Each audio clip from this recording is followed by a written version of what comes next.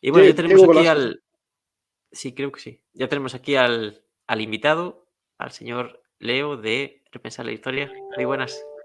Hola, hola, una disculpa, ahí me confundí con los horarios. No pasa nada, no pasa nada. Ya estamos Son gajes aquí. Sevilla, del oficio. Sevilla. Son gajes del oficio. Muy Hola, bien. hola. Hola, Leo. Hola, hola. Hola, hola, ¿cómo están? Todo bien, todo bien. Bien, bien. ¿Qué tal? Bueno, ¿Qué tal todo por Los pues Cabos, no? con un calor insoportable, donde vivir en Los Cabos parece ser el lugar en donde hay que sobrevivir al sol, pero con paisajes muy bonitos, la Por verdad. lo Y menos ahorita, una cosa compensa la sí, otra, sí, ¿no? sí, sí, exacto.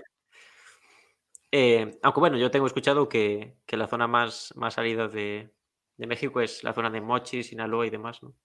Que ahí el Sí, sí, calor ya sí. sí que es otro nivel, Más, ¿no? más árida. Sí, No sé, más no, calor.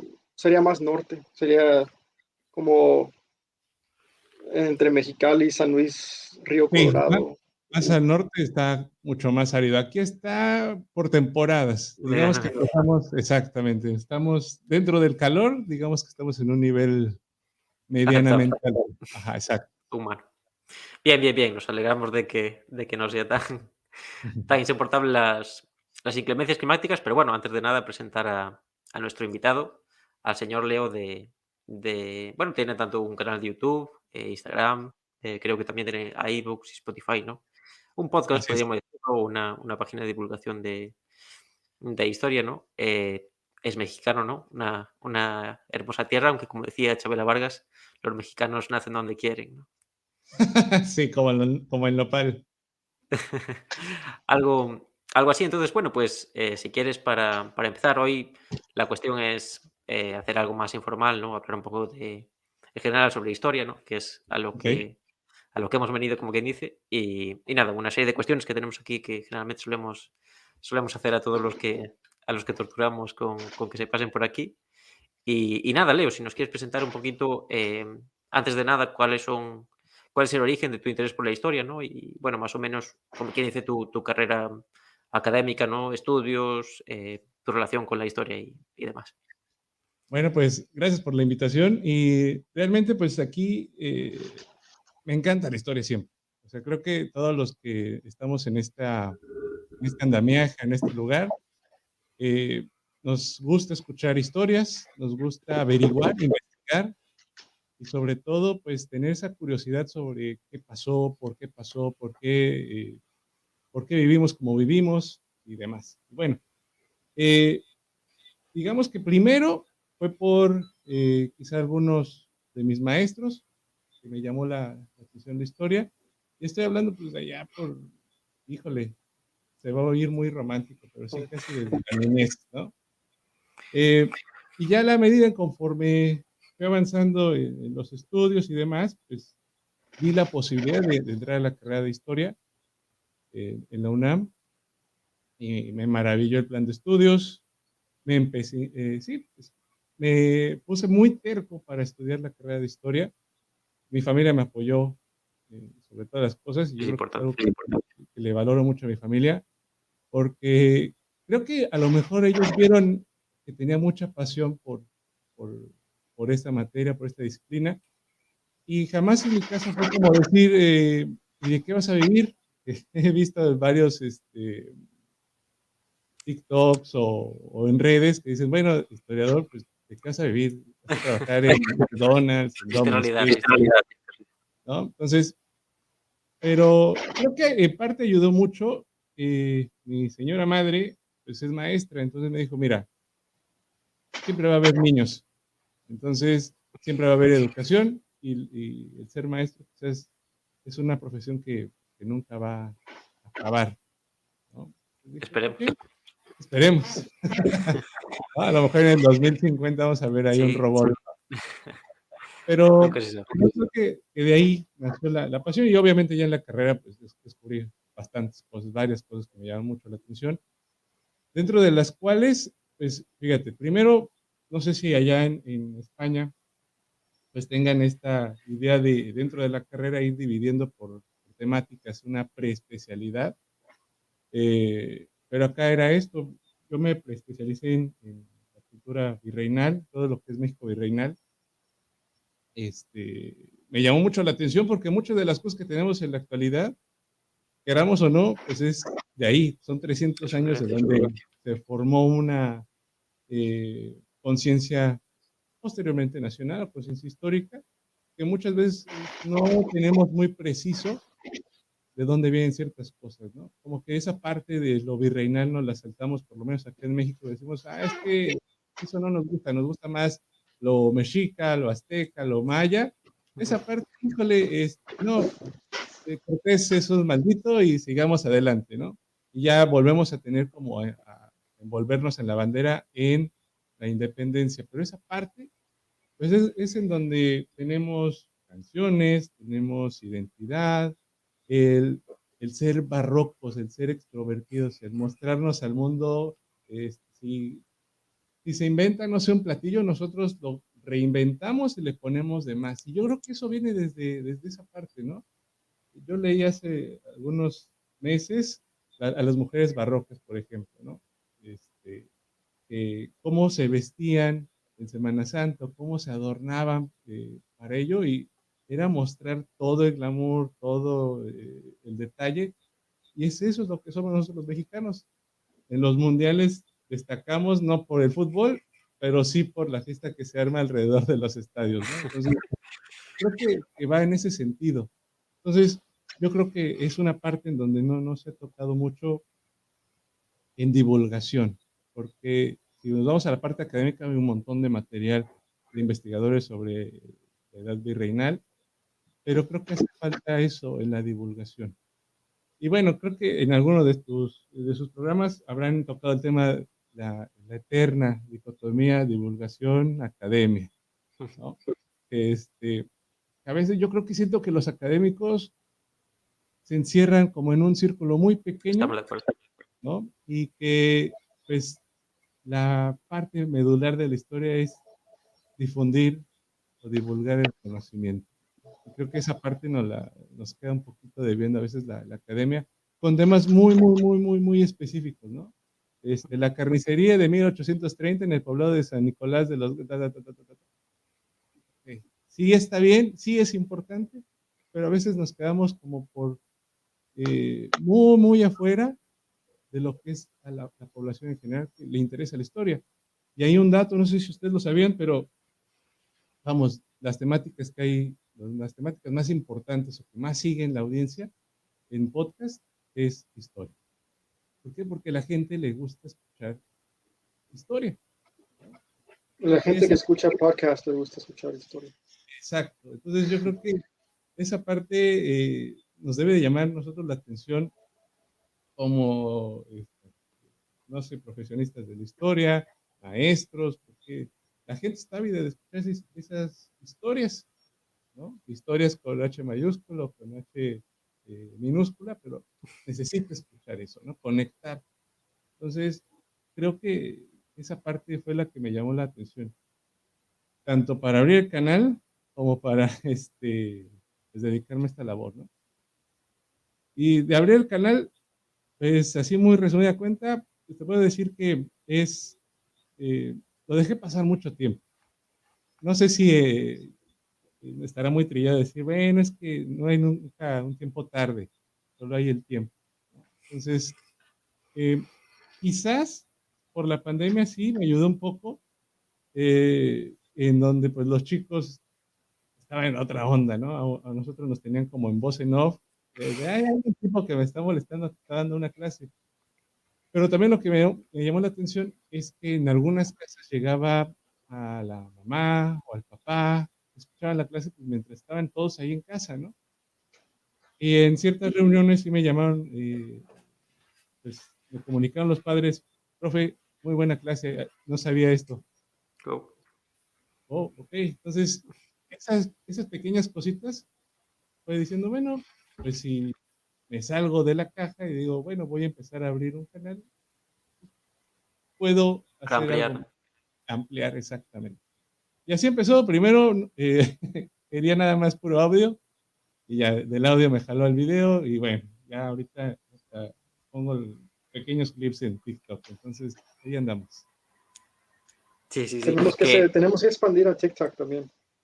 Bueno, Sí. ahí nosotros tuvimos un sorteo, no sé si lo sabías, Leo, que el ganador de entre Macron y Le Pen se ganaba una noche de hotel con Manuel.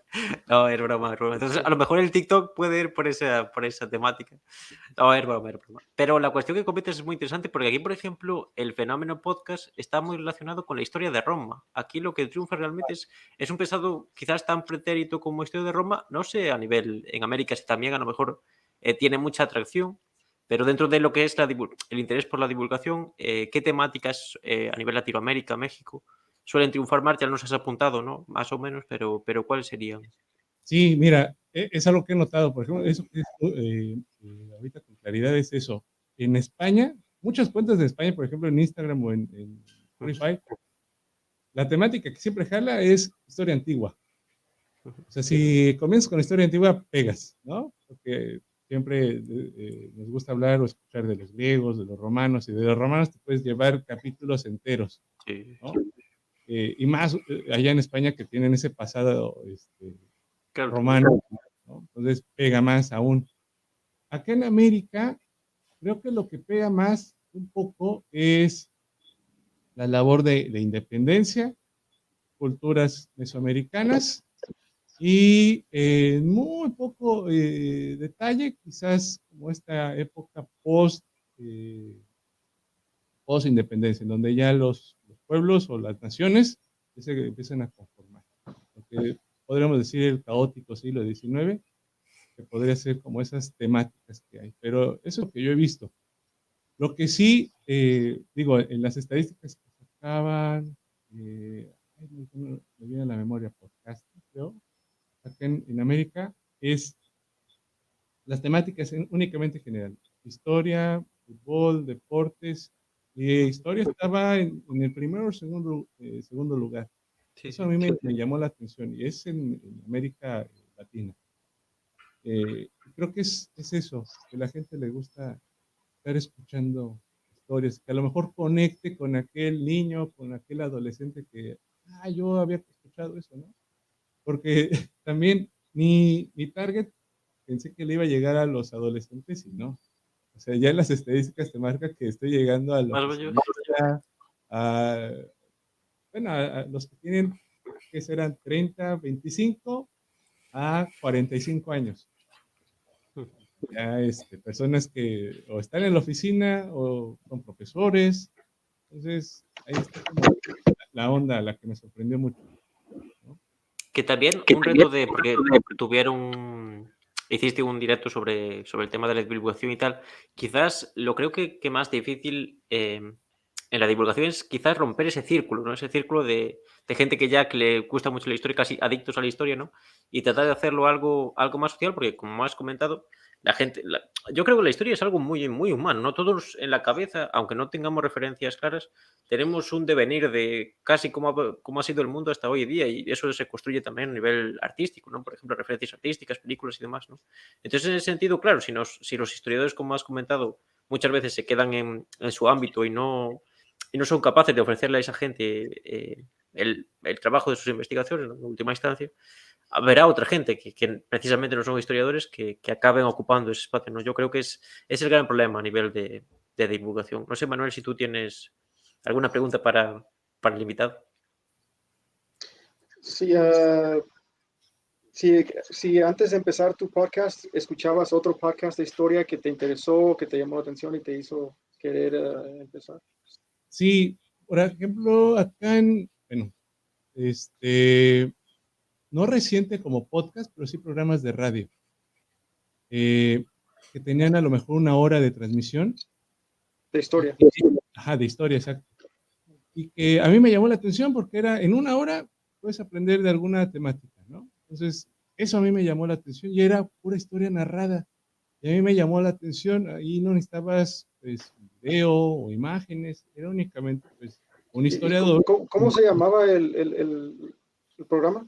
Es el doctor Javier García Diego, que hablaba sobre todo de Revolución Mexicana, y que él fue llevando prácticamente de 1910 hasta los últimos programas que ya escuché cuando estaba transmitiendo en radio, pues ya platicaba un poco más de los presidentes ya contemporáneos, que llegó hasta, si no me matan, pero creo que llegó por Adolfo Ruiz Cortines o un poquito más allá, ahí por 1960, pegándole ya casi al 68.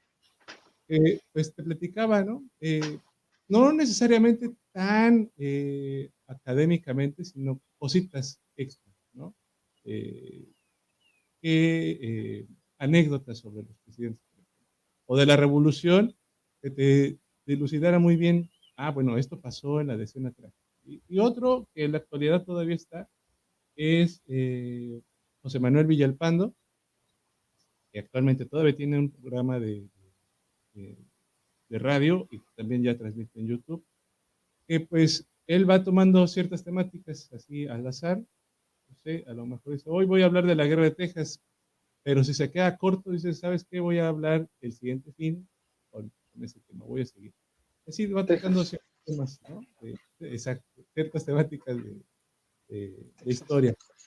Y en podcast como tal, cuando empecé a decir, bueno, voy a ver podcast y a ver qué temáticas hay, pues me di cuenta de que sí había varios, había a veces la modulación de voz no ayudaba, eso también, si ven mis primeros episodios son un asco, ya después voy a tener que revisar, pero creo que es eso, el ir viendo esas temáticas de historia de México, pero que no llevaban un orden.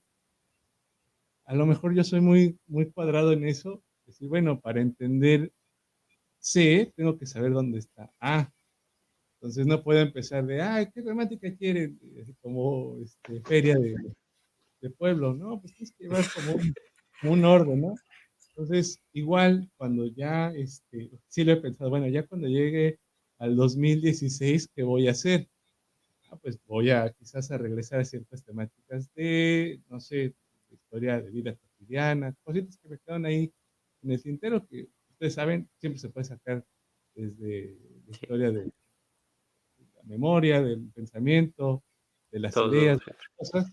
Pues, material siempre va a haber.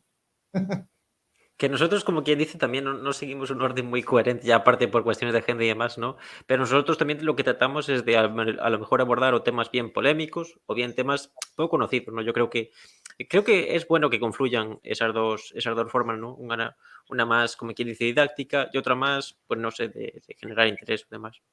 Entonces, en este sentido, ¿qué te parece si ya empezamos con esas preguntas? Dale, voy a... Y vamos con todo y así ya vamos conociendo un poquito más en cierta medida lo que hoy se trata es tu visión de la historia, ¿no? Y demás. Después ya hablaremos de otros temas a lo mejor que ya no tienen tanto que ver, pero en principio vamos con esto. ¿Listo? Sale. Damos. Vale, lo primero sería si nos puede decir qué es la historia. La historia es una ciencia que nos ayuda a averiguar, a saber cómo eran las cosas. Una ciencia que estudia el pasado. Yo creo que con esa me caso. Y que posiblemente podríamos aprender de esos errores del pasado. Lo digo posiblemente, porque a veces ni en la vida cotidiana personal aprendemos de eso. Sí, sí, va Pero, cuando ni más cuestiones más trascendentes. exactamente. Vale, bien, entonces, solventada esta, tenemos la siguiente que sería un personaje histórico favorito. Ay, sí, vi el video y dije, chin, también me pusiste directamente, ¿cuál? Bueno, es que hay varios. Creo que un personaje que a mí me llama la atención y que acaban de sacar, bueno, más reciente que he visto, que me llamó mucho la atención, es Thor Heyerdahl. Es un navegante, creo que es noruego o de Dinamarca, no estoy muy seguro. Que él dijo, ¿saben qué? Hay otra teoría del origen del hombre americano. No todo el mundo vino de África, o no, el continente americano se pobló desde África. Hay otra teoría, y yo la voy a averiguar. Y creo que tenían conexión los de Perú con las islas de la Melanesia y la Polinesia. Y yo lo voy a comprobar. Y les invito a que vean esa película, creo que la acaban de sacar en Netflix, que habla sobre eso, sobre cómo hizo ese viaje. Y hay algún documental ahí en YouTube también de los años 50, me parece, que es cuando se dio esta teoría, que empezó a armar toda su navegación. La navegación la hizo desde Perú a las primeras islas de la Melanesia y la Polinesia. Entonces, la embarcación la hizo con los aditamentos que se tenían de aquella época, los más austeros posibles, y pues eso me llamó la atención. Y dices, bueno, un investigador que siempre que iba a pedir algún apoyo económico decía, pues no, pues eso jamás sucedió. Y lo comprobó. Y a la fecha, pues es una teoría que pues la revisamos en clases, ¿no? Y a mí me llama mucho la atención, como ese tipo de personas que van por todo y van por sus creencias, son como mis favoritos. Sí, sí, sí has escuchado de eso, Martín. Sí, yo creo que Sí, en algún manual sí que sale sí escuché de la eso. cuestión. De hecho, aquí, no sé si tú lo conoces, Leo, pero creo que también se intentó desde la península coger Ah, una embarcación rollo con materiales muy básicos y ujú. tratar de llegar. No sé cómo fue la empresa, la verdad. Pero a Sí, mí me suena también. ese experimento. No recuerdo muy bien, no tengo ese dato exacto de la península América, eh, pero recuerdo ahorita una teoría de la glaciación a la inversa, no por el estrecho de Bering, sino Sino por. desde España a Canadá por la glaciación. Eso sí que no lo tenía así, pero es curioso, es curioso. Era de aquellos, como quien dice, de aquella época en la que la experimentación estaba muy, muy potente, ¿no? Entonces, y también los aventureros, los inicios de la ciencia como tal, ¿no? Entonces estaba muy en boga, pero una empresa interesante, la verdad, la de bueno, escandinavo, no sé si era noruego o sueco, pero Ajá, exacto. este escandinavo muy, muy interesante, que también lo que comentas, en cierta medida, la historia de Schliemann, de Henry Schliemann, que el descubridor de Troya, también en cierta medida también es eso, ¿no? Exacto. La existencia, ¿no? Hasta que no le cuadra como él quiere, ¿no? Que bueno, en el mundo de la arqueología Schliemann tiene esa visión de ser un poco metódico, ¿no? Podríamos decirlo así, ¿no? Y un poco estrambótico, pero en cierta medida iniciaron un camino, ¿no? Iniciaron un camino con, a- con sus aciertos, con sus errores, ¿no? Pero sí que es un personaje interesante. Y casarse con una idea y hasta verla lograr, doy todas, ¿no? Sí, Creo en que eso cierta me medida. llama la atención. Y sí, ah, no sé si encontraron algunas evidencias genéticas entre como tribus en Sudamérica y Sí, Polinesia y Perú, la isla, ¿cómo se llama la isla Pascua? De Pascua. sí. Ujú. ajá. Sí, De la hecho, Pero, Polinesia. dime. ujú, sí, pero creo que era muy poco. La verdad, yo no creo esa teoría. Creo que sí pasó como está establecido, pero posiblemente, o sea, no sé.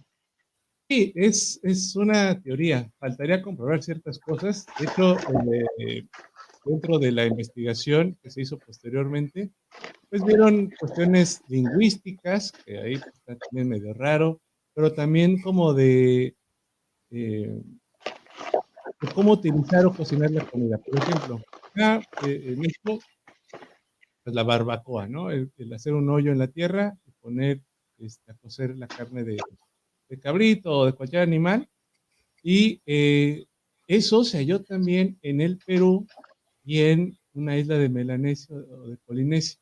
En la misma técnica, agujerar, meter la carne al hoyo y taparlo con ciertas hojas. Pero también, también en el Caribe también. Creo que la palabra barbacoa viene de la lengua caribe, de la tribu Ujú. caribe. Sí, sí, sí. Sí, yo me refiero más como no al nombre, sino a la técnica. A lo mejor también queda como la posibilidad de decir, bueno, es que todos somos seres humanos y quizás en algún Claro, momento las conectamos de que coincidencias. puede cocinar de esa manera, ¿no? Puede ser. Entonces, habría que hacer más pruebas para poder establecer. Yo lo que le digo a mis alumnos es que posibilidades para habitar el continente o la distribución mundial pueden haber existido millones, ¿no? No solamente, por ejemplo, el estrecho de Bering, que es la chicharronera que siempre nos sacan en la escuela, pudo haber un montón de teorías y todas al mismo tiempo o en distinta temporalidad, pero que había comunicación con todos, con todos, ¿no? Porque siempre va a haber siempre vas a tener algún vecino, algún conocido que quiera ir más allá, hacer más cosas. Entonces, ¿por qué no pensar que a lo mejor en un poblado de Perú alguien haya pensado, oye, ¿y qué hay después del horizonte? No, pues quién sabe, ¿y por qué no vamos? Posiblemente a lo mejor a alguien se le ocurrió eso y haya encontrado algún contacto, ¿no? ¿Sí han escuchado de un rey de Ghana?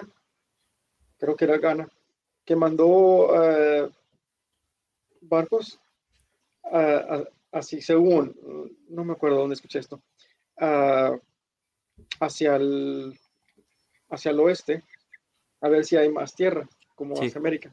¿Sí has escuchado de eso? No, Que no, nunca no, regresaron. Sí, nunca regresaron. Mm. no fue muy adelantado. Se murieron, imagino. Sí. O si no, a lo mejor para librarse del rey se quedaron por ahí en una república bananera. Sí, sí. Quizá. Puede ser. Bueno, seguimos avanzando con las preguntas. La segunda es de poder elegir una época histórica, para poder vivir. ¿Cuál sería? O sea, si pudiera ir y regresar, escogería quizás por nada más ir a ver. Yo creo que me encantaría, bueno, me encanta mucho la época la época de la posguerra, donde estás ahí con tu traje, creo que más por la moda, el traje, el Gente sombrero, elegante. gente elegante, ¿no? Eh, y ya por curiosidad histórica, híjole, de nada más ir a asomarme, podría ser un poquito ver la conquista y quizás en estos albores, de donde decir, cuando se va Fernando VII, llega Napoleón, cómo se vive acá en América, cómo llegan las noticias, cómo está, como esa época me Ese gustaría ver ambiente. ese ambiente, como si en realidad toda la gente estaba como, no, no sé, yo tengo que preocuparme por vivir y no me interesa lo que esté pasando, ¿no? Seguramente. Entonces, quizá esas épocas me gustaría ver. Sí, sí. Manuel, ¿tú? ¿Qué época escogerías? Ya me conoces, como la época de la República Tarde, ¿se dice? ¿Cómo se dice? La República Tarde de Ah, Roma, la República Tardía en Roma. tardía, sí. Sí, Con Julio César, Cicerón, Catón, sí, Catón se dice en español, Catón, sí, eh, Marco genial. Antonio, Octavio, eso. Pero, sí, exacto. Sí, Sí, interesante también. romana, Momentos me interesantes. gusta. También la conquista, la conquista, también También me sería interesa, interesante. como dos mundos Des- aislados ¿Desde qué lado por te gustaría verlo? desde arriba. Desde los No, ganadores, ¿no? sí, bueno, me gustaría de verdad, y también como había dicho a Leo de la época de Napoleón, como de las guerras napoleónicas. Ah, hace poco vi un video en YouTube de un señor que se crió por su abuelo, que conoció a Napoleón y todo, y fue grabado. Él nació en el año 1872 y era muy avanzado en edad, pero alcanzaron a grabarlo. Y habló de hecho mencionó la guerra de México, Estados Unidos de México. Dijo, cuando ustedes estaban peleando la guerra de México, porque su abuelo era miembro del parlamento en Inglaterra y conoció a Napoleón, lo fue a visitar en la isla de Elba cuando estaba exiliado. Y me hizo la forma en cómo se comunicó, cómo habló de esa época, que él dijo, ya sé que parece muy remoto en tu mente, como que fue hace mucho, todas las costumbres son diferentes, pero dijo que era muy similar a hoy en día. Y no sé, nomás me hizo pensar, wow, como él está removido de nosotros como por dos personas. O sea, su abuelo que vivió Napoleón, él, un abuelo y nosotros. O sea, hace muy poco tiempo, y un comediante americano estadounidense también mencionó que Dijo, California era México hace 2 abuelas. O sea, una señora de 70 y otra de 70, espalda a espalda, y hace muy poco tiempo esto era México, y hace muy poco tiempo no había ni europeos aquí. No sé, me hace pensar, como nosotros pensamos, bueno, la historia antigua, estudiamos la historia antigua de miles de años, cientos de miles de años, y lo que acaba de pasar en estos últimos 500 años, pues radical, todos los cambios que hay. Sí, realmente. Claro. La cuestión del Y cambio y demás. creo que esa época de como poco antes y durante la revolución industrial, o sea, donde todo cambió, o sea, Todo. también Lo anterior era el cambio. anterior al cambio. Sí. Sí, interesante. Bien, pues seguimos y la siguiente es, Leo, si pudieses, si tuvieses ese poder, ¿cambiarías algo en el pasado, en la historia? No, ya vimos qué pasó con Spider-Man. No, Yo no la he visto. ¿no? ¿Qué pasó? Regresó al pasado. Cambian varias cosas por querer alterar el pasado, pues que cambia el presente, ¿no? Y no sé, yo no estaría preparado para tener esa decisión de decir, ching, por mi culpa. No, gracias. Dejaría las cosas así como están. No podía cambiar eso. Nada, ningún tipo de... Nada, yo creo que... No. Regresar a matar a Hitler. No sé. No sé si la muerte, por ejemplo, de Hitler fue la que le tenía Claro. que traer, ¿no? Quizás el que se haya suicidado, pues haya abierto, bueno, pues sí, estaba mal de sus facultades, no habría otra opción, ¿no?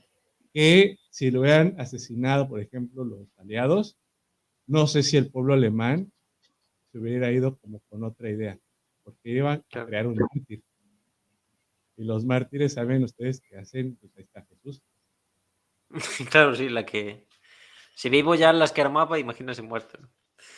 ¿No? Puede ser Sí. quizá puede ser Oh, y quizá la cosa. también me gustaría esa época. Me gustaría mirar a un hombre caminar en agua y todo eso. Convertir agua a vino. Pero seguro que tenía disputas por Interesante. él, por ver a ver quién era más... quién tenía más derechos, el hijo de Dios y todo eso. Quizá. Quizás sí, yo creo que a lo mejor era lo problemático de la cuestión. Bien, pues entonces, ¿tú, Manuel, no cambiarías nada? ¿O sí? Sí, el primer animalito que salió del mar para pisar tierra firme, quizá lo aplastara, algo así. Maldito loco. Ay. Sí, Vale, para entonces la evolución. con esa reflexión, con esa reflexión de Manuel nos quedamos. La siguiente es ya alguna cuestión más historiográfica, como que dice, y es el eterno debate de si existe la objetividad en la historia. Sí, pero Casi. siempre llegamos siempre llegamos a empatizar. Cuando estamos investigando, siempre llegamos a empatizar con lo que estamos descubriendo o bien leyendo, ¿no? Entonces, ¿por qué? Porque somos humanos. Entonces, el hecho de estar leyendo, lo mejor el actuar dime el nombre de algún villano de la historia. Podríamos poner Hitler, ¿no? Vamos a poner Hitler. Sí, otra vez, sí, Volvemos a Hitler. Podremos poner y tener como cierto odio hacia las atrocidades, la forma en que pensó, y no solo por eso no dejamos de ser objetivos, tenemos que ver causas, consecuencias y demás, ¿no? Ser objetivos con esa realidad. De hecho,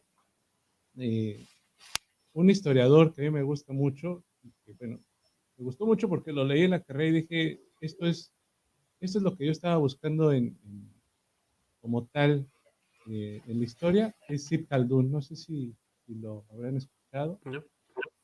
¿no? Bueno, es un historiador árabe, creo que es ay, no sé si de la Edad Media, en donde pues él mencionaba que para encontrar una objetividad en la historia, pues teníamos que ser como ver las posibilidades y las imposibilidades para distinguir lo verdadero de lo falso.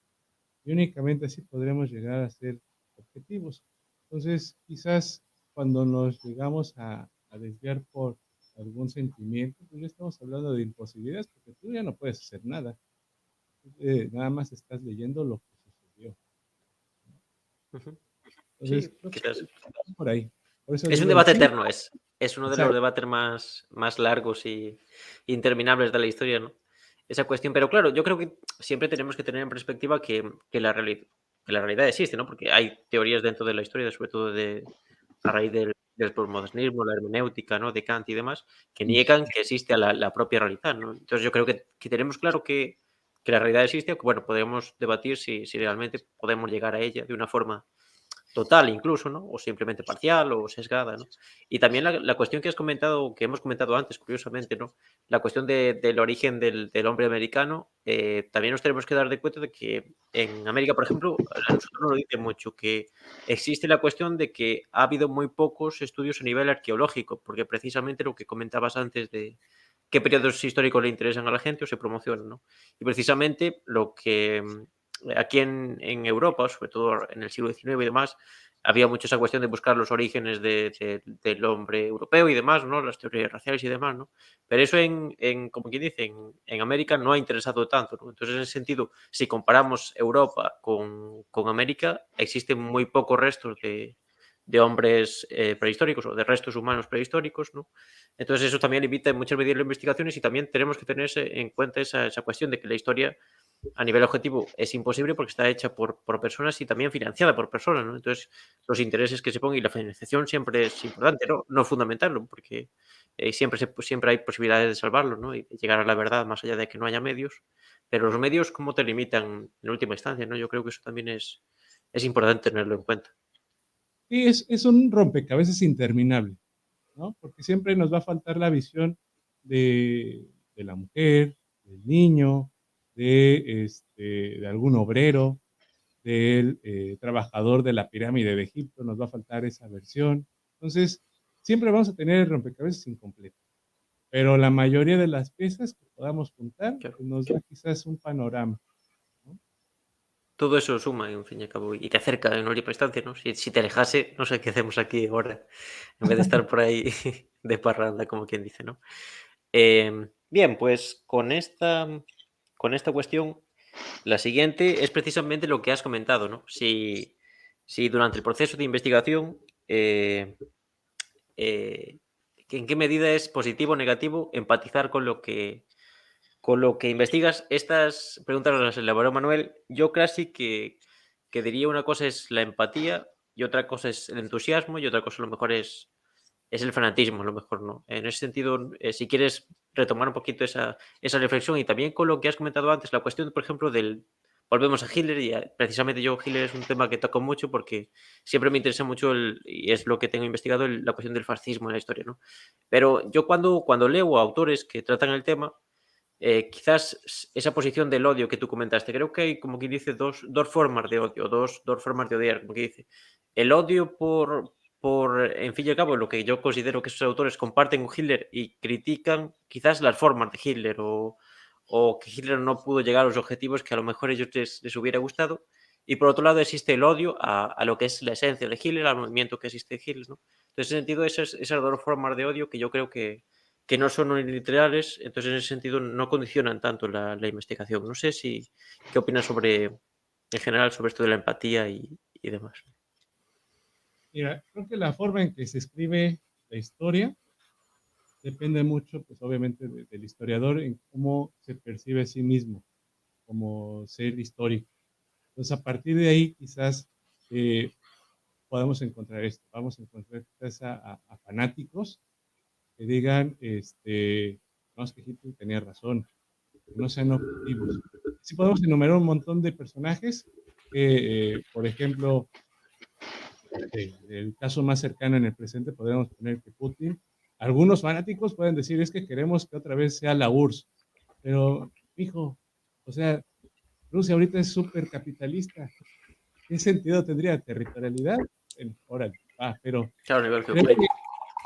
creo que tendríamos que analizar un poquito más sobre el ser cuidadosos con quién está dando el discurso. Y creo que la objetividad a veces la perdemos por esas pasiones como humanos que somos, que nos dejamos llevar y perdemos la objetividad de lo que estamos viendo. Yo soy muy de la idea que no existe la maldad. Creo que Claro, también la cuestión del moralismo. cada uno de nosotros actúa conforme las cartas que tiene en la baraja. Y quizás uno en su persona, digo, eso es lo correcto, o eso es lo que necesito. Yo pienso a lo mejor quien está hurtando, robando, pues es que es lo necesito. ¿Ah? No por ese simple hecho que la sociedad lo tache de malvado, pues tiene sus necesidades. ¿No? Quizá eso habrá que comprenderlo un poquito mejor. Quizá a veces por la pasión, te podrían decir, Leo, oye, pero pues, si alguien violara a algún miembro de tu familia, pues dirías, ya que hiciste maldad. Es que ahí es donde estoy hablando de las pasiones.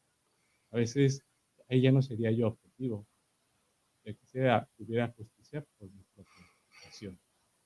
Entonces, creo que es eso. A nivel de historia, y creo que lo hemos visto eh, ya muy recientemente, la manera en cómo manejamos la historia nos está llevando a ver a dos posiciones, tanto muy de izquierda como muy de derecha.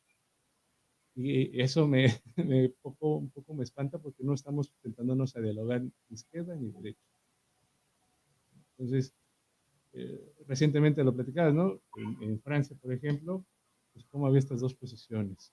Las dos posiciones que vemos ahora también en Estados Unidos. Tenemos un Trump que está súper tendido hacia un lado.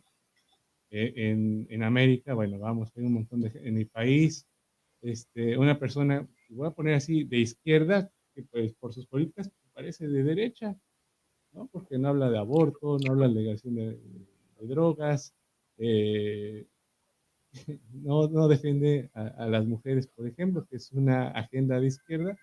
Y bueno, pues quizá no estamos eh, viendo hacia estos dos polos. ¿Eres de izquierda o de derecha? Ya no hay un centro que se siente a dialogar. Entonces, creo que eso es quizás la tarea de ahorita, revisar nuestras pasiones y tratar de ser lo más objetivos posible, ¿no? Y saber que la historia está hecha de pasión humana más pasión humana y nos va a dar un quién sabe, ¿no? Porque a veces esas decisiones que se toman son en el momento, son en el calor de esa pasión. Claro, también la cuestión del moralismo, yo creo que el moralismo en general siempre es algo bastante negativo, ¿no? Porque es lo que hablamos a nivel político, ¿no? A nivel histórico, por ejemplo, aquí en general, claro, en España tenemos la condición especial de que venimos de un régimen como es el franquista, ¿no? Entonces, lo que sucede es que después del franquismo se elaboró una historiografía y demás, como aquí dice, sobre todo Tuñón de Lara, muy, podríamos denominarlo de izquierda, supuestamente, ¿no? Que se liga al estructuralismo francés y demás, ¿no? Y como eso aún hoy día pervive en la universidad y ha ido evolucionando, ¿no? Pero después en la práctica, ¿cómo nos cuesta tanto, por ejemplo, aquí en España, elaborar una ley de memoria histórica medianamente decente? O, por ejemplo, cuando llegan las elecciones, no hablar todo el tiempo de fascistas contra comunistas cuando ni uno son lo uno ni uno son lo otro y los historiadores no participan. Y reciente y tristemente, un historiador, por ejemplo, no sé si te suena, Julián Casanova, salió hablando comparando eso a Stalin, a Hitler y a Putin, creo que era o iban el terrible Stalin y Putin, ¿no? Haciendo esa línea genológica. Entonces, en ese sentido, claro, ¿en qué medida este historiador concreto, la defensa de la OTAN, porque es lo que viene siempre es la defensa de la OTAN, es la defensa de una serie de valores, en qué medida eso se puede considerar incluso de esa izquierda que originalmente sí combatió al franquismo, pero en qué medida eso hoy día, por eso las cuestiones todas estas del moralismo y demás, ya a nivel general, eso que comentas, la polarización, ¿no? de la sociedad también es un problema bastante importante y muchas veces eso, que se da sobre carácter moral. Aquí podríamos hablar de la leyenda negra, ¿no? Que también tenemos un programa sobre la cuestión, ¿no?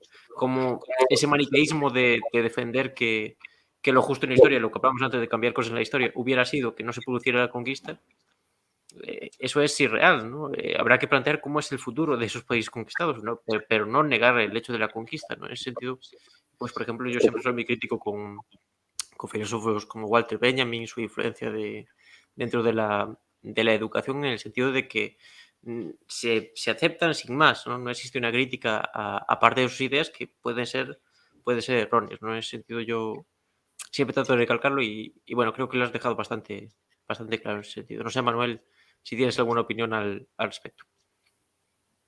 Pues que si historia es objetiva, no, estoy de acuerdo contigo, no creo que, o es muy difícil hacer eso, creo que imposible. Siempre va a haber un poco de uh, Algo que condicione, ¿no? subjetivo, sí. Como, si te acuerdas, estábamos en Atapuerca, en una biblioteca, y me preguntaste qué pensaba de tal historiadora en un libro, Mary Beard, una historiadora británica, y te dije, no es buena, porque es muy subjetiva en todas No me acuerdo. ¿No te acuerdas? En Atapuerca.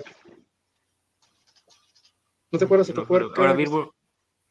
Bueno, Ahora sí. mismo. Pero sí, es muy difícil. También como mencionaste, Schliemann en Troya, o sea, él estaba buscando Troya y quizás si encuentra un muro va a decir, esto es Troya. Claro, Eso no es tan claro. objetivo. Sí. Adaptar la historia de esa forma sí que es problemático, ¿no? Y la siguiente pregunta, que creo que ya las han apuntado bastante bien, es si la historia también es otro debate eterno, si la historia es un arte o una ciencia. Pero ya lo contestó. Sí. Sí. Sí. Ya quedó claro, ¿no? Pero ¿qué dirías aparte sobre ese debate, ¿no? De entre eso, arte y ciencia, ¿no? ¿En qué medida, por ejemplo, siempre se achaca que la historia no es una ciencia precisamente por esa cuestión que acabamos de comentar, ¿no? De que nos limite la subjetividad, como quien dice, ¿no? Y yo creo que yo creo que en la historia va a haber historiadores que te puedan hacer una hamburguesa McDonald's, así, que sacan libros, investigaciones casi por en fila, y que son objetivos, son claros, son precisos, son contundentes con sus datos, pero son pesados en el momento de leerlo, no los digieres, ¿no? Y luego, pues vamos al otro lado, vamos a tener historiadores, es un gourmet leerlos, es una delicia al pensamiento, a la reflexión, en el modo que te cuentan las cosas, son digeribles. Entonces, yo creo que hay esos dos mundos. Y tratar de empatizar en uno de ellos, híjole, es una tarea, no sé, complicada, ¿no? Porque ya va a razón de cada uno. A lo mejor alguien es muy hábil en contar verbalmente y hay otro que es muy hábil en contar por De forma así. escrito, ¿no? E incluso hay personas que no se me da, no tengo la habilidad para poder hacer atractiva lo que estoy investigando, la investigación. Por lo tanto, pues me reitero a mis fuentes. A más B más C y listo. Entonces, creo que el eterno debate, pues igual volvemos a una polarización. No sé por cuál tendencia irme. Yo creo que si encontramos o llegamos, quizás sea nuestra meta llegar a tener un poquito de las dos, esa siempre va a ser la meta a concluir, ¿no?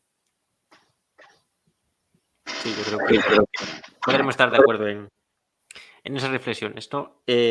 Para seguir, ya acercándonos al final, sería la octava, que sería también en cuestión relacionado con todo esto que acabamos de comentar, y es en qué medida las fuentes históricas son fiables. Y otra vez, pues sí, regresamos a la pasión. Yo creo que tengo esa máxima de Haldun. Pues sí, hay que ver la posibilidad de la posibilidad, ¿no? Entonces, si ciertas fuentes te dicen que posiblemente haya sucedido, hay que tomarlas como con pinzas y ponerlas quizás en un bando de verdadero, pero con la posibilidad de que pudiera surgir otra cosa, ¿no? No sé, me viene mucho a la memoria el poema que se llama el obrero que no, el obrero que lee, un obrero que lee, donde dice, bueno, ¿quién construyó Tebas? ¿No? Que es de Bertolt Brecht, ¿no? Ajá, exacto.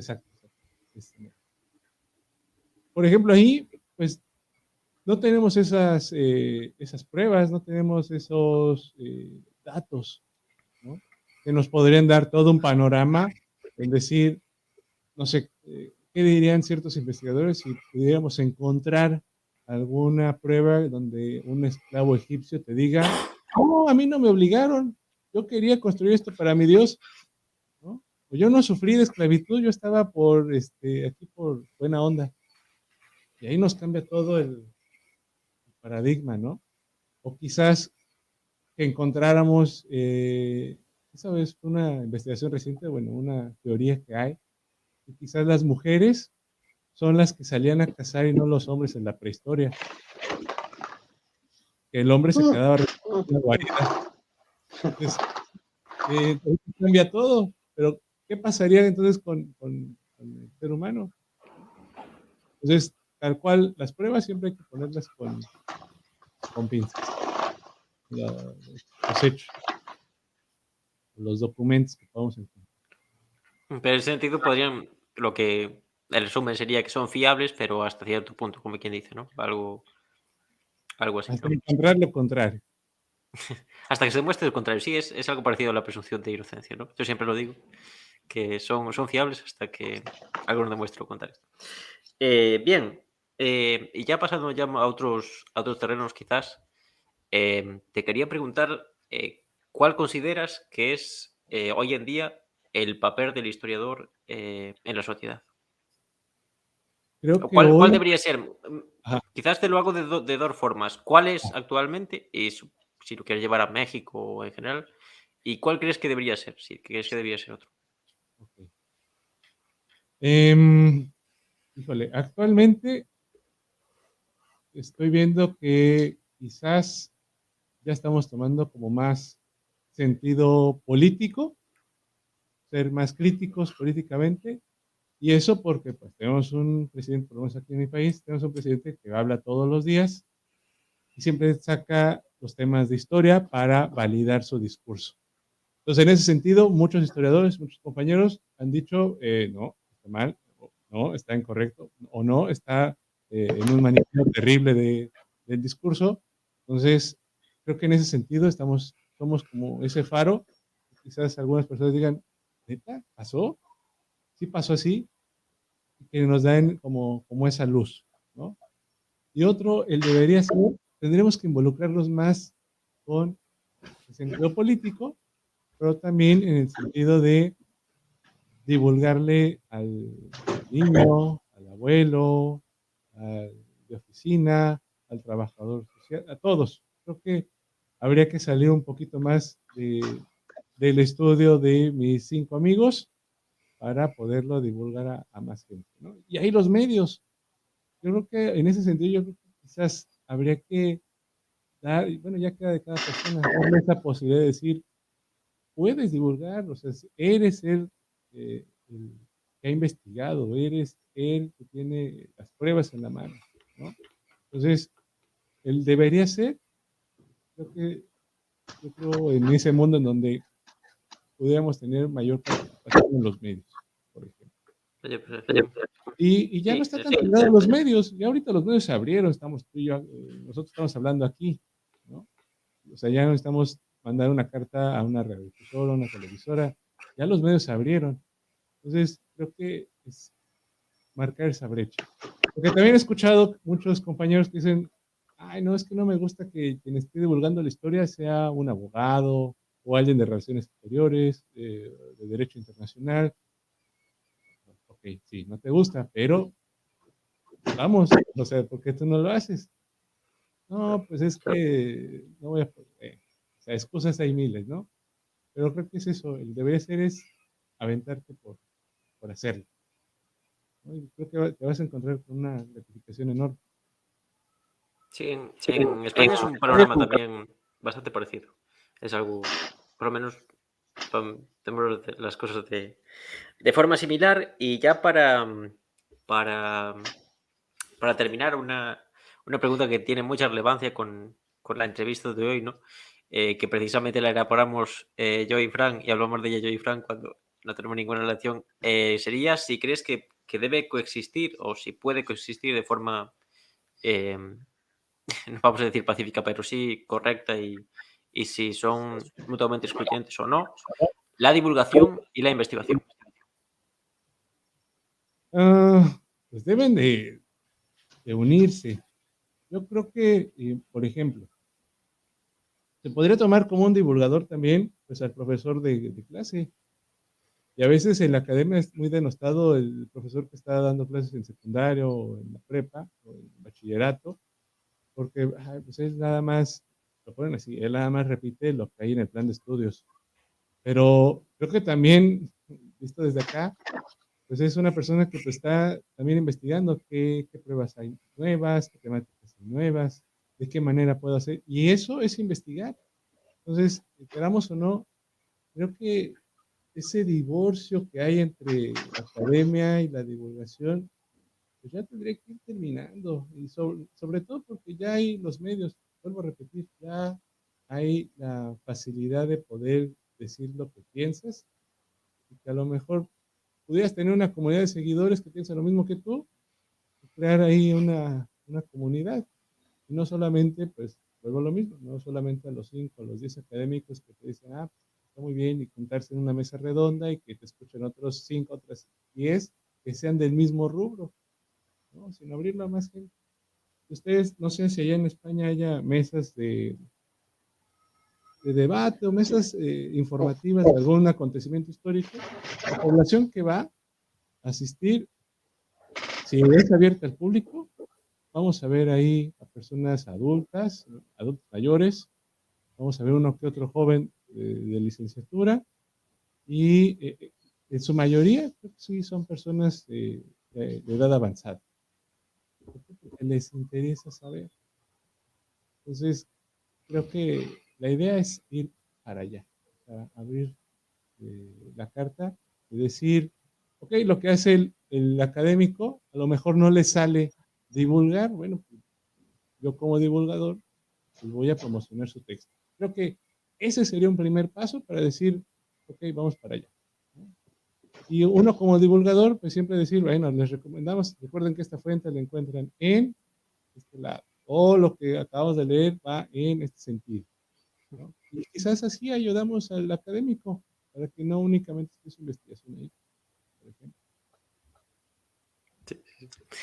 Por ahí puede ir la cosa quizás, ¿no? Bien, pues ya hemos acabado las preguntas, ya nos hemos quedado más o menos claro la visión de Leo sobre la historia, ¿no? Ahora era más bien, pues eso, charlar un poquito sobre, en general, sobre la situación del país, de México, Latinoamérica en general, ¿no? Como ves fenómenos como la guerra de Ucrania, que ya hemos al fin y al cabo tocado un poco el tema también. En México se nos olvidó comentarlo, Manuel, pero se dio hace poco el fenómeno de la revocación de mandato, ¿no? Fue como una especie de referéndum que se hizo López Obrador a sí mismo. López Obrador era maestro. Que yo recuerde, no. No, se dedicaba más a la política que a... Ya era... Sí, sí. Como un buen comunista. Sí. Manuel tiene problemas serios con AMLO, pero bueno, se lo vamos Okay. a Bien. perdonar. No, pero ¿cómo ves eso? Lo que has comentado de la... A mí lo más peligroso me parece es lo que has comentado de esa politización de la historia en cierta medida, ¿no? De que López Obrador... Pero claro, es que ya lo hablamos, ¿no? En general, desde la independencia, supongo que a nivel Latinoamérica siempre fue algo muy complejo tratar de articular un discurso nacional que obviase gran parte de la historia de esas propias regiones, como es la historia colonial, ¿no? En qué medida las independencias no fueron una ruptura ni siquiera, me atrevería a decir que parcial con el mundo anterior. Y de hecho, hablando de Rusia también, esto lo vimos cuando hablamos del documentario de Markina, cómo el nacionalismo ruso le cuesta mucho articular el pasado soviético, ¿no? Porque fue una época en la que Rusia pasó de ser un país de arados a una potencia industrial, pero sin embargo hay cuestiones que hoy día estarían terriblemente perseguidas. Los partidos comunistas en Rusia están prohibidos y son perseguidos, más allá del PCFR que de comunista, bueno, podríamos decir que no tiene demasiado, ¿no? Incluso de subversivo, y el propio Markina empieza el documental diciendo que hoy en día Lenin, por ejemplo, estaría en la cárcel en Rusia, ¿no? Entonces, ¿qué opinión te merece en general todo ese fenómeno de cómo el pasado se utiliza en ciertas medidas de forma torticera, quizás, ¿no? Pues, mira, a ver, vamos por partes. Creo que en México existe un problema de, no es 100% el de Obrador, sino quién escucha a Obrador. Y creo que ahí estamos perdiendo como el enfoque. ¿Quién lo escucha? ¿Quién está a favor de sus ideas? ¿Quién no lo cuestiona? Creo que ese es el meollo del asunto. Y eso hablo también con los dirigentes, por ejemplo, con Trump, con Putin, que lo siguen a donde vaya, ¿no? Las decisiones que tome no son criticables. Entonces, creo que eso nos está faltando, el ser fanático de alguna idea o de algún personaje nos está llevando a terrenos que ya hemos pasado y que, volvemos a lo mismo, el ser humano no ha aprendido de su pasado. Veía ahora en vacaciones estas de primavera algún documental de la Segunda Guerra Mundial, en cómo va ascendiendo Hitler, y pues, híjole, algunas políticas de Latinoamérica pues tienden un poquito a eso. Por ejemplo, aquí en mi país pues están dando todo el poder al ejército, y de verdad, o sea, lo que yo esperaría es que el siguiente gobierno, si no fuera del mismo partido, pudiera quitarle todos esos derechos que le ha dado ahora al ejército. Entonces, creo que estamos volviendo como un tema en donde ya habíamos pasado, pero como a la 10ª potencia, porque hay varios poquitos alrededor del mundo. Entonces tenemos el caso, por ejemplo, de Rusia, que es ahorita el más visible, pero también no se nos olvide, tenemos también ahí Estados Unidos. Estados Unidos, ahí en enero, pues, algo impensable que únicamente veíamos en las películas de Hollywood, ¿no? Tomar la Casa Blanca. Son tipos extremadamente como raros. No era la Casa Blanca. Entonces, El Capitolio, ¿no? el Capitolio. Capitolio. Pero yo ya supe que iba a pasar, o sea, lo estaba mirando en Twitter por ¿A unas ti no te semanas. detuvieron allí con que llevabas un escopeta o algo así, Manuel? Sí, yo fui el que estaba sentado con la gorra esa Ah, eras ¿cómo tú, se llama? Raccoon. Perdón. Ese era yo. Sí. Ah, vale. Pero sí, yo ya lo esperaba. Estaba en Twitter. Esa gente no llegó de Washington, D.C., de todo el país. Yo supe que iba a pasar eso, pero no tenían ningún plan como Maidán en Ucrania, que ocuparon el terreno y no se salieron de allí hasta que sus demandas fueron uh, realizadas. Ese día no había ningún plan. Entraron, gente murió, salieron y no pasó nada. No había ningún cambio, no ocuparon su terreno, regresaron a sus hoteles. Ellos pensaban que haciendo eso iba a cambiar algo. ¿Qué relación crees que pudo tener Trump con ese fenómeno? Porque oficialmente se desdijo. Trump sí, Hizo unas declaraciones un poco explosivas. Después de que pasó, se desdijo. ¿Qué relación crees que puede tener Trump con eso? no, Trump sí dijo que iba a haber una reunión ese día, que reúnense ese día. Pero ahora pues, quieren usar eso en su contra. Quizás hasta llegue a corte, no sé. Sí, claro. El segundo impeachment que sufre es por eso, creo. No, El propio Trump. o intentaron, sí, hacer. Sí, algo así, puede ser, pues. Pero sobre este tema, para por poner un paréntesis, no sé si conoces, Leo, el podcast de La Tortulia Podcast. No lo he escuchado, sí lo he visto, pero no le he dado el play. Son todos uruguayos, es un programa muy gracioso, llevan ya bastante tiempo, es un programa muy gracioso y precisamente tienen unos hace poco sobre lo que es el fenómeno QAnon, no sé si te suena, Manuel, que es como una página web así de gente asociada a la derecha y demás, como los orígenes de ese fenómeno y cómo eso se relaciona con el fenómeno Trump también, ¿no? Aquí hemos hablado un poco de derecha política y demás. Son bastante recomendables los. Es un tono humorístico, como quien dice, entonces son aún más recomendables, ¿no? Pero son el fenómeno cuano y demás, ¿no? Y también lo de México, te quería preguntarle ya para acabar, que estuvimos hablando con Manuel de lo que es el fenómeno en México, de, como quien dice casi, desde la crisis del tequila hasta la actualidad, ¿no? Cómo México, un país, como quien dice, a nivel económico, con tantas posibilidades, como quien dice, ¿no? O incluso a nivel cultural, con un legado tan rico, cómo está tomando unos derroteros de casi ser un estado fallido, ¿no? Entonces, también el fenómeno ya Peña Nieto y AMLO es posterior y casi que dan una mayor imagen de seriedad institucional, por lo menos, aunque bueno, sigue teniendo problemas estructurales. ¿Cómo ves tú ese fenómeno y cuáles crees que pueden ser las causas y los condicionantes de ese proceso? Las causas creo que es por 18 años de hacer una campaña, prometer varias cosas y que hiciera pactos con personas muy peligrosas. Entonces, vamos a ponerlo así, para no mencionar la palabra fuerte, pero creo que es eso. 18 años en donde estuvo diciendo, aquí están los errores, este no tiene que estar, y dando y apuntando y apuntando y apuntando, para que en el momento en donde ya la gente votó decir, ok, por casi 18 años he estado en la boleta, está en los medios, ok, vamos a dar la oportunidad. Se le dio la oportunidad. Creo que pasados estos 3 años ha desperdiciado el tener una popularidad de ese orden y que quizás, y atendiendo a lo mejor, quizás dándole como ser abogado del diablo, pues él no estaba en sus posibilidades de cumplir todas esas promesas. ¿Por qué? Porque ya había pactado con personas pues, de gran poder, ¿no? El mismo Manuel ejército, Rubio. ¿no? Entonces, posiblemente vaya por ahí. A la fecha, pensé que jamás diría esto, pero a la fecha creo que se ve mejor a un Peña Nieto como político que ahorita un Andrés Manuel. Por lo menos Peña Nieto sabía que no se tenía que salir del guión, ¿no? O de la escaleta que tenía que seguir como presidente. Tenía que respetar ciertas instituciones. Obviamente todo lo que va a girar alrededor de su administración, la corrupción, ya es un tema aparte.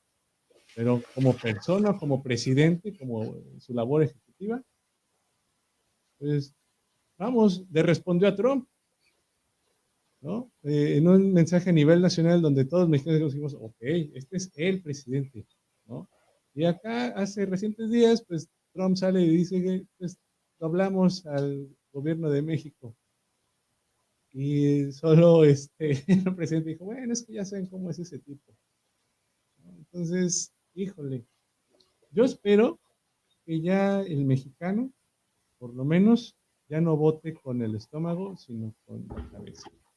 Que ya vea los pros y los contras de la administración y ya sean un voto ya más pensado. Y yo creo que en Latinoamérica eso es lo que nos falla, nos dejamos llevar por las pasiones, a través del tema de las pasiones y no por las razones, ¿no? De ahí, por ejemplo, un Nicolás Maduro, un Evo Morales, podemos enumerar a varios en la lista de Latinoamérica, nos vamos por, es que me cae bien, o es bien simpático, o es que me prometió esto. Entonces, creo que va más por ese sentido. No sé, no tengo muy claro si en España suceda lo mismo, también con esta herencia latina, podamos sufrir del mismo mal. Sí, yo creo también, que quizás la cuestión, por ejemplo, yo te hablo desde mi experiencia, la cuestión es un poco en Latinoamérica a AMLO a Maduro, además, no, siempre se le pide más, ¿no? Ya es la cuestión del cambio. Por ejemplo, te hablo ya por mi experiencia, cuando uno se politiza se empieza a politizar desde la tierna infancia, como quien dice, en España, siempre ve los ejemplos de Venezuela, de Bolivia, de estos países, como países en los que están pasando cosas, ¿no? En los que hay un cambio de algún tipo. Después te introduces en qué clase de cambio y ves que no es un cambio muy diferente, ¿no? Pero aquí en España yo creo que el problema es que no existe cambio de ningún tipo, es decir, no existe alternativa, es prácticamente lo mismo. A nivel discursivo sí puede haber algunas variaciones, pero la dinámica es general, porque ya vemos aquí lo que hizo, lo que está haciendo el PSOE con la guerra de Ucrania, con el Sáhara, con la inflación, ¿no? En ese sentido, y bueno, la inacción del gobierno de Podemos, demás, ¿no? Los sindicatos, todo demás, que casi son más amarillos que en Estados Unidos y México, ¿no? Entonces, en ese sentido, yo creo que lo que se le pide lo que pide Latinoamérica es cambio, ¿no? Cambio de cualquier tipo, evolución de cualquier tipo, ¿no? En ese sentido, lo que me apena es que ese cambio esté monopolizado por personajes como Maduro, como Orlando, como tal, que saben articular quizás a nivel propagandístico ese cambio, ¿no? Pero que después, cuando vas a la realidad, ese cambio no es tal, ¿no? En ese sentido, y eso cala mucho. Por eso, también cuando Manuel incluso lo critica, la visión que se tiene desde Europa de esos fenómenos, ¿no? Es muy, muy erróneo, ¿no? Pero sobre todo es en base a la esperanza de cambio, ¿no? Que aquí en Europa llevamos esperando mucho tiempo y que supuestamente en América Latina está ocurriendo, pero bueno, después vamos a la realidad y resulta que no es así. Manuel, no sé si lo Pues, que tenéis que decir. sí, iba a decir, como dice Leo, en Latinoamérica muchos votan por su pasión, por pasión. Eh, AMLO supo cómo manipular esas pasiones. Él dijo, oh, voy a vender el avión presidencial, no voy a usar el avión presidencial porque es un lujo, está muy caro, lo que sea. Gente amaba eso. Yo era el único, si se acuerdan, el único que decía, ¿No ese avión empujaste tú nunca se va a para vender. comprárselo o algo así? No, ese avión, Ah, dije yo, no se va a vender. Y en vez de comprar una avioneta más pequeña, dice, no, voy a ir en vuelos comerciales. Y le preguntaron, una periodista le preguntó, ¿y si tienes que ir a una cumbre internacional, Naciones Unidas o lo que sea, donde tienes que tomar como 80 personas y cajas llenas cajas fuertes llenas de documentos y información sensitiva, sensible? sí, Uh, sensible. y los guardaespaldas con sus armas, ¿cómo vas a ir en un vuelo comercial? Respondió, pues no voy, no iré, nomás no voy. Ok. O sea, a muchos mexicanos le encantó eso, pues mira, no va a gastar, no va a robar, o sea, piensan que el presidente, no sé cómo piensan que el presidente roba, no sé, pero no sé. Y también cuando empezó, se nombró o dijo que va a empezar la cuarta transformación. Es como, es como darte un apodo, un sobrenombre a ti mismo. O sea, un sobrenombre te lo da la gente. O sea, él dijo, oh, esta es la cuarta transformación. Espera, te acabas de entrar y no hay ninguna transformación, no ha cambiado nada. Hay matanzas como siempre, gente ¿O más? desaparecida. ¿Qué ha cambiado? Hay más que nunca. Y que dijo que abrazos, no balazos, o sea, diciendo eso, o sea, mira lo que pasó en Culiacán.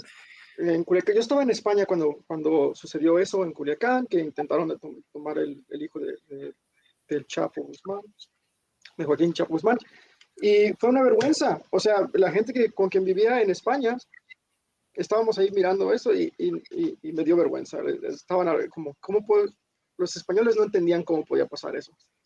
O sea, tú sabes, Martín, siendo gallego, que son unos narcos ustedes, que la policía española no anuncia nada, nomás llega y captura a los narcotraficantes mientras duermen. Los capturan en su casa, así, sin tirar ni una bala, sin disparar una bala. Y de hecho estaba peleando con un amigo sobre esto. Él dijo, no, pues AMLO salvó muchas vidas porque les dijo que lo dejaran ir al hijo y pararan todo. Dijo, no, le dije, no, desde el principio estaba mal. Mandaron unos, no sé, soldados atrás de una camioneta, capturen. No, así no se hacen las cosas. Mira cómo se hace en Estados Unidos. Tienes que mandar al SWAT team, los helicópteros, o sea, lo haces para, no sé cómo se dice en español, overwhelming force, fuerza muy desproporcionada. Sí. No puedes tomar, no puedes, oh, hey, ellos tienen 3 pistolas, pues manda 4. No, manda un tanque, ¿sabes? Y la mentalidad mexicana, o sea, no nos deja, no somos no tenemos creatividad. O sea, y Quizás sí yo creo que tienen demasiada creatividad. Yo creo que el caso del Chapo Guzmán, como se cero. juzgó, yo creo que es demasiada creatividad. Es broma, es broma. Yo creo que la cuestión de la mentalidad mexicana Sí. es para un programa aparte. Y por cierto, eso de abrazos y no balazos era la frase preferida de Manuel los jueves universitarios en Salamanca por la noche. Abrazos y no balazos. A ¿Sí? ver, broma, era broma. No te acuerdas. Bueno, es que ibas un poco perjudicado, pero bueno, eso son otras cuestiones. Y nada, Leo, la verdad, muchas gracias por haberte pasado por aquí. Ya dijimos, esto era simplemente una introducción. Esperamos tenerte para hablar de temas mexicanos, ¿no? Queremos tratar lo que es la evolución, incluso para volver a hablar algún día sobre la actualidad cuando haga falta. La verdad es que muchísimas gracias por haber venido hoy, por darnos tu... Esperamos que te hayas sentido cómodo. No, Y, gracias. y nada, No, de verdad, pues la pasé muy bien, de verdad. Y sí, cuando quieran, pues ahí armamos otra plática. perfecto. Y, o sea, siempre platicar con personas que disfrutan el divulgar o comentar cosas del presente, que tengan que ver con el pasado, siempre es gratificante. Estamos de acuerdo, estamos de acuerdo. Manuel, unas palabras para despedirnos. Sí, iba a decir, como había dicho, te había dicho antes, que tengo la habilidad o tengo una amiga que tiene un timeshare en Los Cabos y podemos ir a un resort, una villa, una villa. Si quieres venir para acá, a este lado del charco, Martín y Fran, nos podemos encontrar ahí en Los Cabos Oh, Podemos, con Leo. sí, armamos algo. Sí, sí, sí. Porque me perfecto. habías dicho que ibas a venir a México. ¿Te Sí, sí, acuerdas? sí, tengo ganas, tengo ganas. No hay mucho presupuesto, pero hay ganas en ese Es sentido. barato. México es barato. Esperemos. Bueno, pero el vuelo no te crees que está barato. Pero bueno, sí, hay que mirar algo, ya decimos. Y así, pero seremos fieles a esa frase de abrazos y no balazos. Sí, Entonces, entonces, bueno, pues nada, esperamos que os haya parecido interesante esta primera, esperemos que de muchas charlas con Leo sobre historia, sobre demás cuestiones. Y nada, lo dejamos aquí. Muchas gracias por haberse oído y nos vemos en la próxima. Un saludo.